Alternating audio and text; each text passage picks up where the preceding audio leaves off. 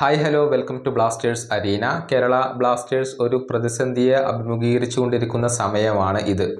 12 മത്സരങ്ങൾ കളിച്ചപ്പോൾ 7 മത്സരങ്ങളിലും ബ്ലാസ്റ്റേഴ്സ് പരാജയപ്പെട്ടു. അതുകൊണ്ട് തന്നെയാണ് മിഖേൽ സ്റ്റാറയെ ഇപ്പോൾ ക്ലബ്ബ് പുറത്താക്കിയിട്ടുള്ളത്. ഇനിയുള്ള മത്സരങ്ങളിലും വലിയ പ്രതീക്ഷകളൊന്നും ആരാധകർ ഇപ്പോൾ വെച്ച് പുലർത്തുന്നില്ല.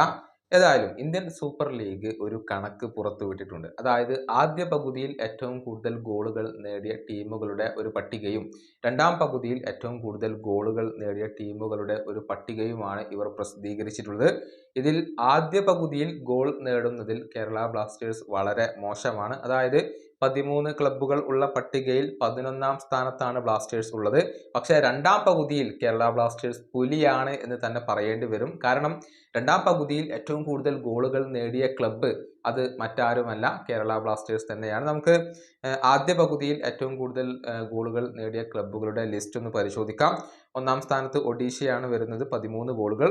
മോഹൻ ബഗാൻ 12 ഗോളുകൾ, നോർത്ത് ഈസ്റ്റ് 12 ഗോളുകൾ, FC ഗോവ 10 ഗോളുകൾ, Bengaluru FC 9, Chennaiyin FC 8, Mumbai city FC 6, Jamshedpur FC 6, Punjab FC 4, Hyderabad FC 4, Kerala Blasters 4 ആണ് വരുന്നത്.